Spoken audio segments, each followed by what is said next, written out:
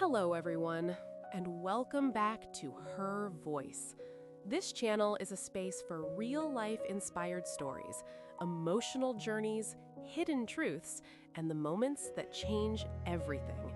If you enjoy deep, dramatic stories told from a woman's perspective, don't forget to subscribe, like this video, and share your thoughts in the comments. Your support truly helps this channel grow. Now, let me tell you my story. I was getting ready to leave for dinner at my son's house when my phone vibrated on the edge of the bed. One message. From my lawyer. It read, "Please call me immediately." Nothing else. No greeting. That alone was enough to make my heart drop. My lawyer, Daniel Harper, had represented me for over 15 years, ever since my husband passed away. He was professional to a fault. He never contacted me outside office hours unless something was seriously wrong. I stared at the screen for a moment longer than I should have, then pressed call. He answered on the second ring.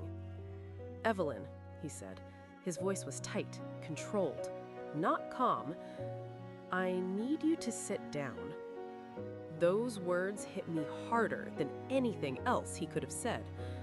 I lowered myself onto the edge of my bed in the small apartment I'd rented after selling my house.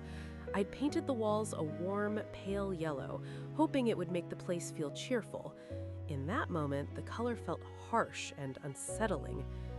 "What's wrong?" I asked. "Is this about the estate paperwork we discussed?" There was a pause. "No," he said quietly. "This is about your daughter-in-law." "My daughter-in-law? You mean Laura, my son's wife?" "Yes, her." I swallowed. "What about her?" Another pause. Then, "She is not who she says she is." The words hung in the air, heavy and unreal. I let out a short, nervous laugh.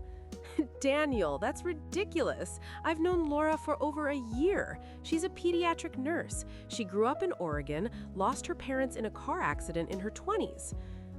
"Evelyn," he interrupted gently, "there is no record of a Laura Bennett ever working at any children's hospital in this state or any other."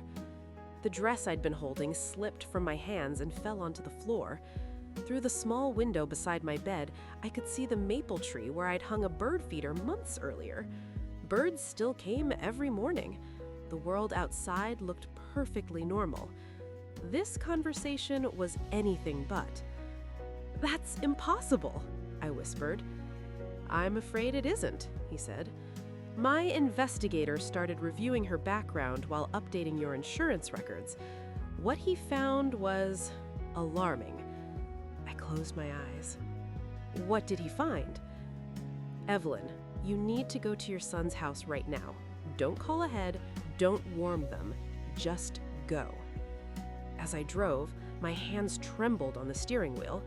I kept thinking about how easily I'd welcomed Laura into my life. Too easily. I'd been widowed for nearly 16 years. My only child, Michael, was successful, busy, always moving forward. I was proud of him, but lonely. When Laura came into our lives, she felt like a blessing. She was warm, attentive. She called me Mom Evelyn with a softness that made my chest ache. She listened to my stories. She remembered little details. She made me feel needed again. She was also the one who suggested I sell my house.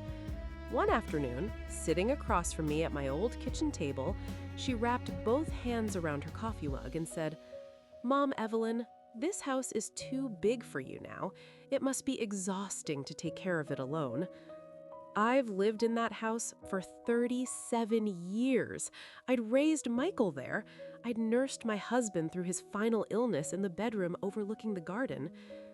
"But also," she continued gently, "the neighborhood isn't what it used to be. You deserve something easier, something closer to us." Then she reached for my hand. "Michael and I are planning the wedding. It's expensive. I hate to even ask, but if you sold the house, you could help us start our life properly, and you could get a cozy apartment nearby. We'd see each other all the time." The wedding ended up costing nearly $50,000. I contributed most of it, money I'd planned to live on for the rest of my retirement. But when I watched Michael dance with his bride that night, his face glowing with happiness, I told myself it was worth every penny. Now, pulling into their driveway, I felt physically sick. The house they'd bought was beautiful, modern, perfect, every blade of grass trimmed just right, soft lights glowing through the windows. I could see them inside, moving around the kitchen, laughing as they prepared dinner. They looked happy, normal. I sat in my car for a long moment, staring through the windshield. Whatever Daniel's investigator had uncovered, I knew one thing for certain. My son didn't know. And in a few minutes, I was going to shatter his world. Michael opened the door with his usual warm smile and pulled me into a hug. "Mom, perfect timing. Laura's making her famous lasagna."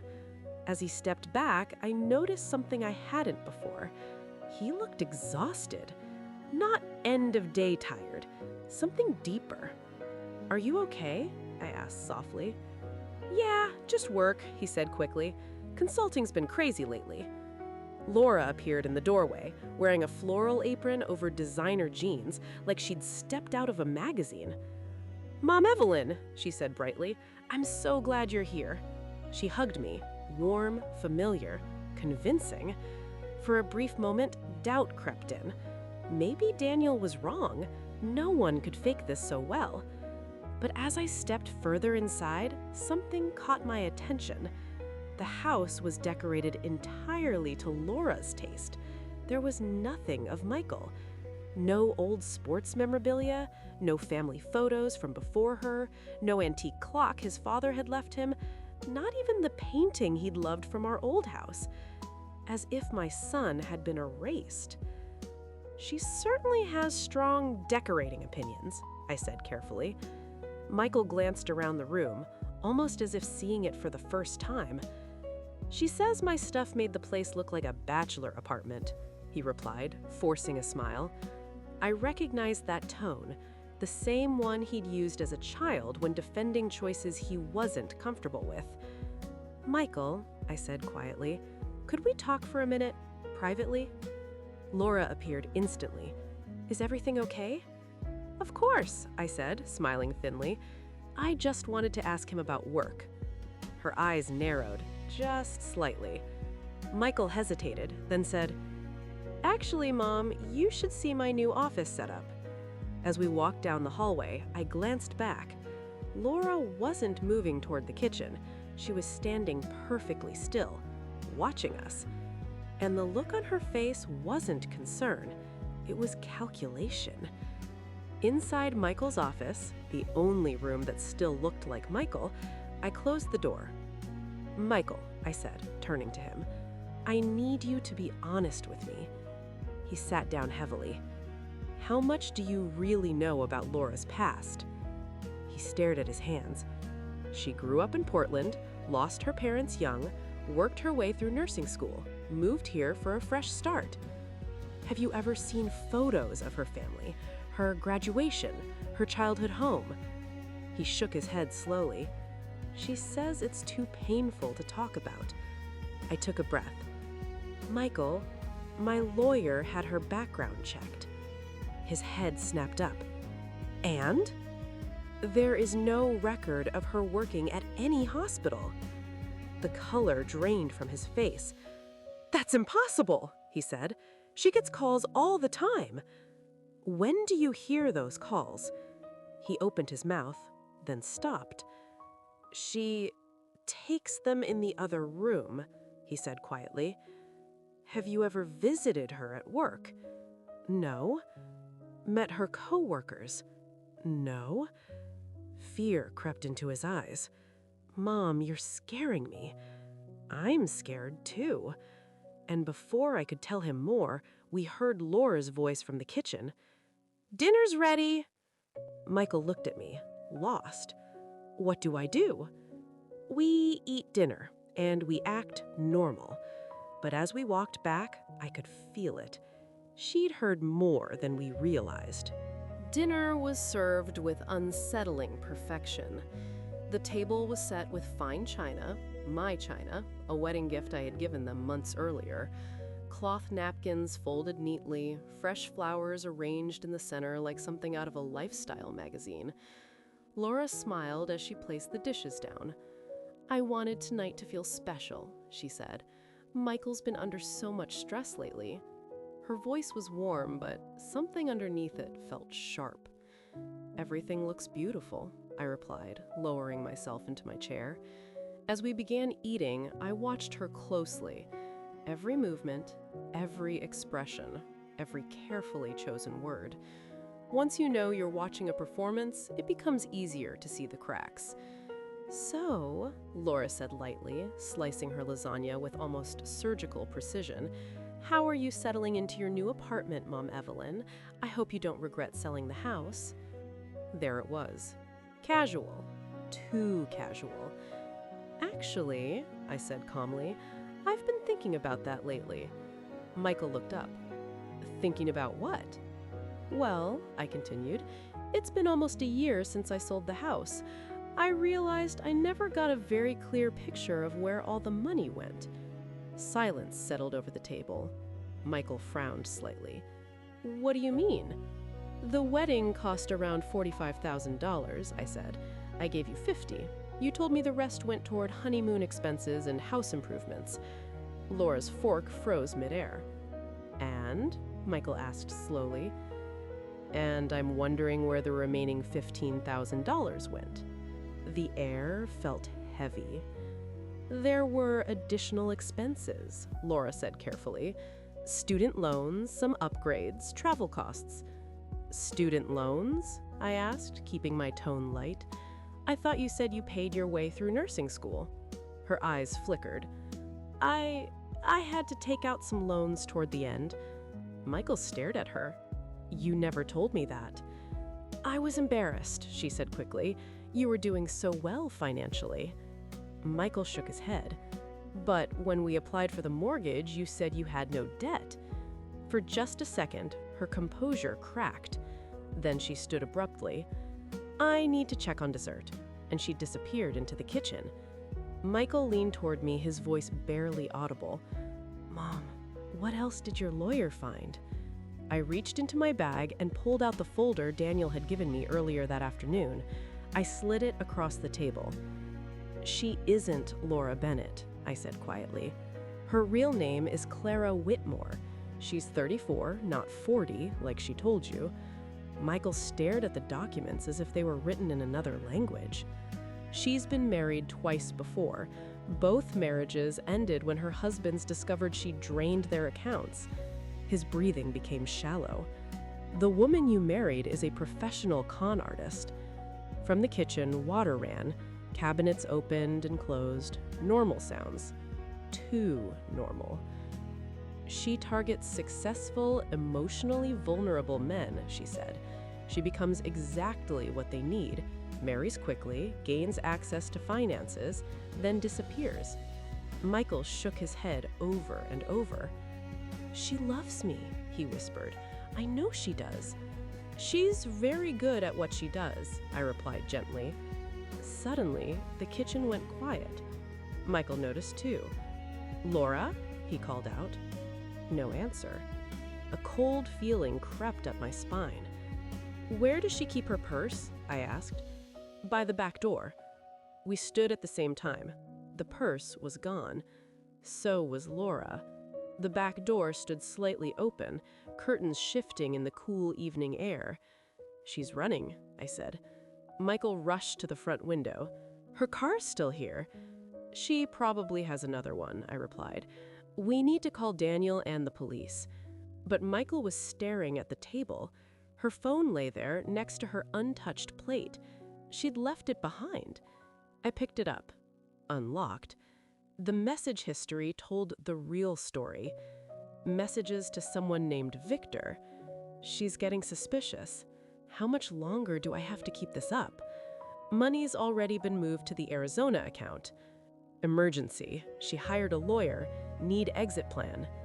Michael read over my shoulder, his face draining of color. "She was planning to leave anyway," he whispered. "Yes," I said, "but not before taking everything." I opened the photo gallery. Screenshots, bank statements, insurance policies, investment accounts. All Michael's. "She was documenting your assets," I said, "planning the final withdrawal." Michael collapsed into a chair. "How long do you think she would have waited?"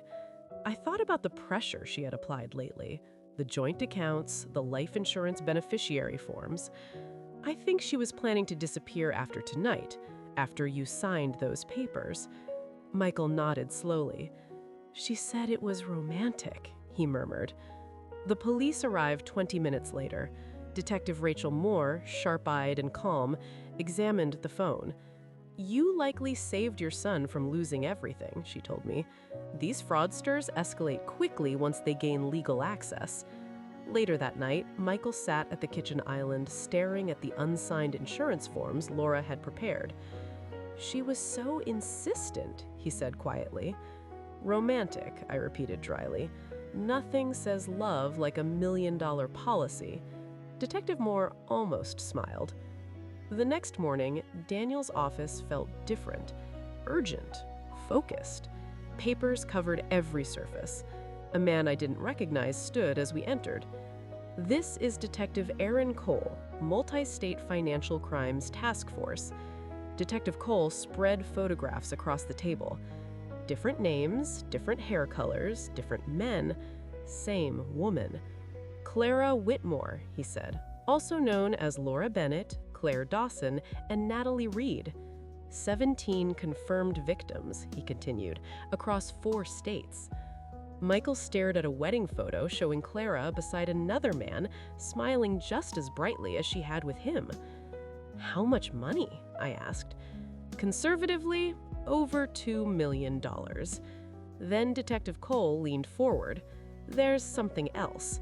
In previous cases, she disappeared within 6 to 8 months. "And with my son?" I asked. "Almost a year," he said. "That suggests she was building something bigger." My stomach tightened. "You're saying I was the target?" "Michael was the entry point. That's our theory," he said. "She researched your assets, your history, your finances. I thought about every conversation where she gently asked about my retirement plans." "So what happens now?" Michael asked. Detective Cole smiled slightly. "Now we set a trap. I won't let you do this." Michael's voice was firm, his hands clenched at his sides. "I will not let my mother be used as bait." I looked at my son, the confident, intelligent man I had raised, now shaken by the realization that his marriage had been built on a lie. "It's not your decision," I said calmly. "It's mine." The room fell silent. Detective Aaron Cole studied me carefully. "Mrs. Carter," he said, "this plan isn't without risk, but based on her pattern, she won't walk away from unfinished business." "What makes you so sure she'll contact my mother?" Michael demanded. Daniel opened another folder and slid it across the table. "Because she never got the real prize." Michael frowned as he scanned the numbers. "Mom, you still have over $300,000 in savings?" I nodded. "I didn't want you to feel guilty. The house money wasn't everything I had." Detective Cole leaned forward. "Clara spent months positioning herself to access that money. She won't let it go." Michael ran a hand through his hair. "She knows we're suspicious." "Does she?" I asked. "She ran because she overheard us. She doesn't know how much we uncovered." That was the opening. The plan was deceptively simple. I would reach out to Clara through a former colleague, one of the false references she'd used to verify her fake employment history. My role was clear. I was the confused, worried mother-in-law, heartbroken by her sudden disappearance, convinced my son must have said something cruel. "She'll return with a story," Detective Cole explained. "Michael will become the villain. She'll paint herself as the victim." I nodded slowly. I had spent my life reading people. I could play this role. "There's something else," I said quietly. All three men turned toward me. "Last week, Clara asked about my will." The room went still. She wanted to know whether I'd considered leaving anything directly to my son's spouse. Detective Cole exhaled sharply. She was setting up the endgame. Michael's face went pale. "Mom, you can't do this. What if she plans something worse?" I met his eyes. "If I don't do this, she'll do it to someone else." 3 days later, I sat alone in a quiet cafe in downtown Santa Fe. The message she'd sent me played over and over in my mind. Poor, frightened Laura, heartbroken, desperate to fix her marriage. She loved Michael. She had only left because she was afraid. Exactly as predicted. I checked my watch. 2 p.m. Right on time, she walked in. Her appearance had changed. Darker hair, simpler clothes, no designer bag. She looked like a woman who had fallen on hard times. But I recognized her instantly. "Mom Evelyn," she said softly, tears already forming. "Thank you for meeting me." I stood and hugged her. "Of course, sweetheart, I've been so worried." She sat across from me, dabbing her eyes. Now that I knew what to look for, I could see it. The calculation behind every expression, the slight delay before each emotional reaction. "I don't know where to start," she said. "Everything happened so fast. Michael changed." "How so?" I asked gently. "He became suspicious, controlling, accusing me of lying." I nodded sympathetically. "He even called my hospital," she continued. "They couldn't confirm anything because of privacy laws, and he took that as proof." The lies flowed effortlessly. "And then he found old photos," she said, "accused me of being married before." If I hadn't known the truth, I might have believed every word. "Clara," I said carefully, "Michael showed me some bank records." For a split second, the mask slipped. Then the tears returned. "He thinks I took your money," she whispered. "I would never do that. You're like a real mother to me." She reached for my hand. I resisted the urge to pull away. "I know," I said softly, "but he's very certain." "Certain about what?" "The transfer to Arizona, $15,000. Her grip tightened. Then she looked at me differently. "How much do you really know?" she asked. Her voice was cold now, sharp. I smiled. "Everything." The transformation was instant. "You have no idea what you're dealing with," she hissed.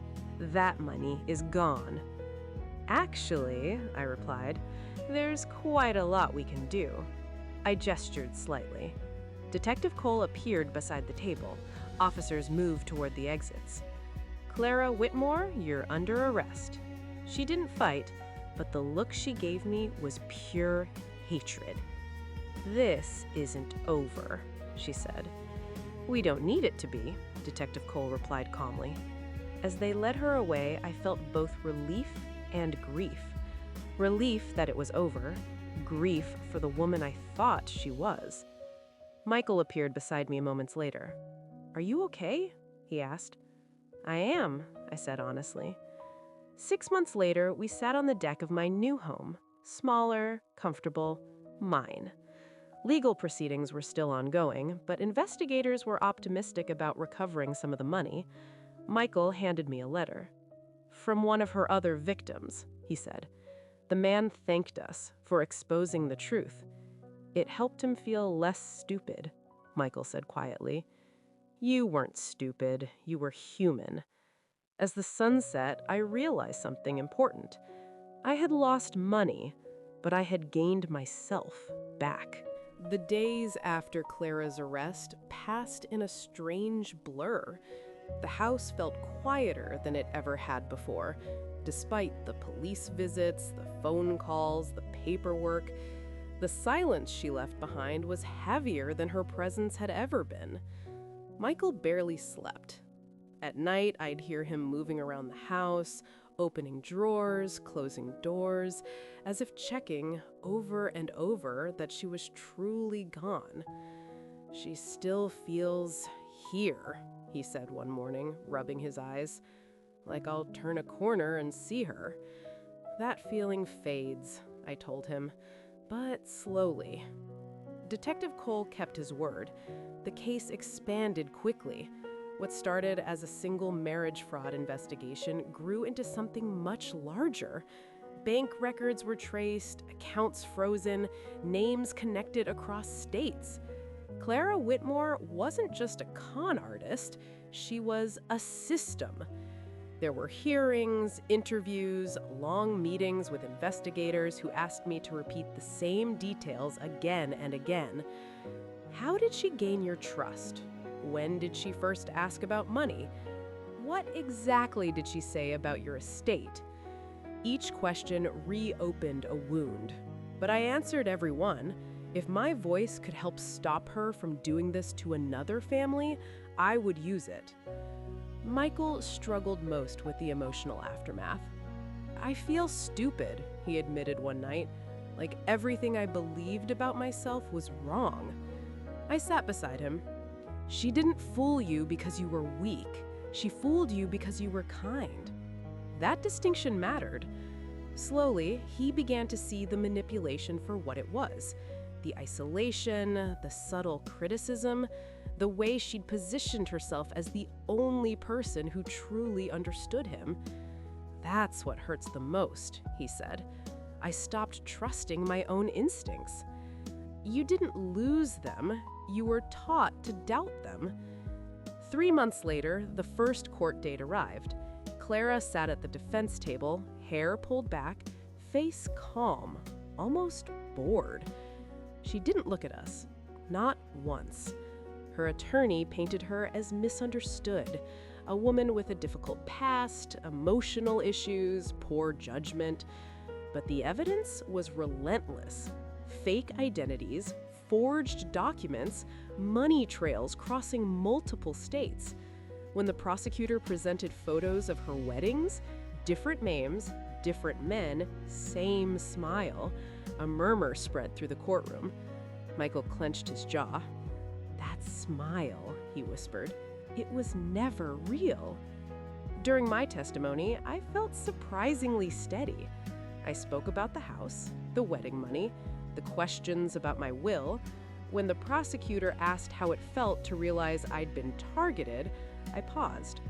I said it felt like grief, not just for the money, but for the relationship I thought I had.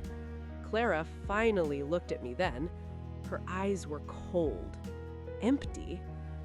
The verdict wouldn't come for months, but the direction was clear. This time, she wasn't disappearing quietly.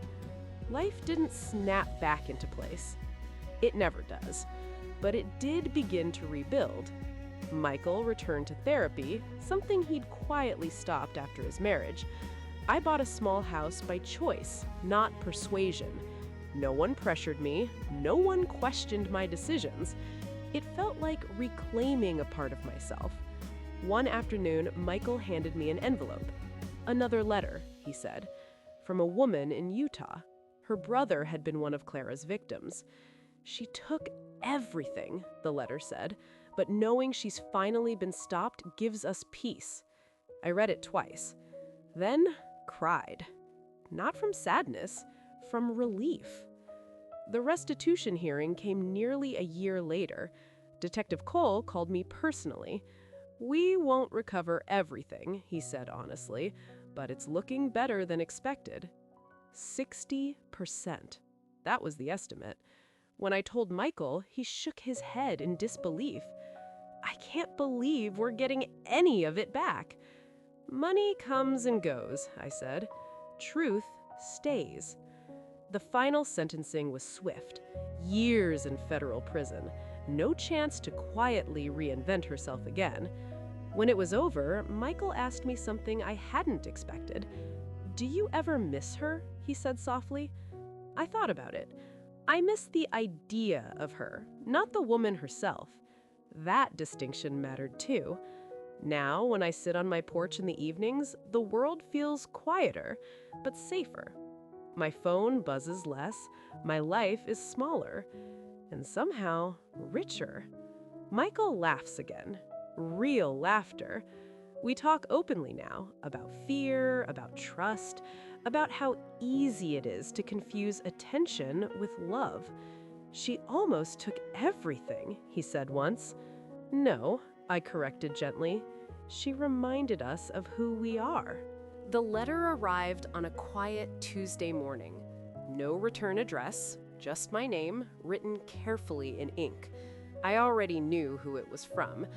I sat at the kitchen table for a long time before opening it, listening to the soft hum of the refrigerator, the sound of a life that had finally returned to normal. Inside, there was no apology, only justification. She wrote about her childhood, about abandonment, about learning early that survival meant reinvention. I did what I had to do, the letter said. I became who people needed me to be. I folded the paper slowly. For the first time, I felt no anger, only clarity. She hadn't stolen our money first, she had stolen our trust, and that was the real crime. I never replied. Some stories don't deserve a response. Michael healed in ways I hadn't expected. Not quickly, not easily, but honestly. He learned how to sit with discomfort instead of running from it, how to question charm without becoming suspicious of everyone, how to forgive himself. One evening, as we washed dishes together, he said something that stayed with me. "She never loved me," he said calmly, "but I loved honestly, and that matters." It did, more than he realized. The money that was recovered helped, but it wasn't what saved us. What saved us was truth, transparency, conversation, boundaries we had never thought to set before. I changed my will, not out of fear, but out of intention. I stopped explaining my financial decisions to people who didn't need explanations, and I stopped confusing politeness with obligation. There's a quiet power in that. Months later, I was invited to speak at a small community group, women my age, mothers, grandmothers. They wanted to hear what I had learned. I stood at the front of the room and told them the truth.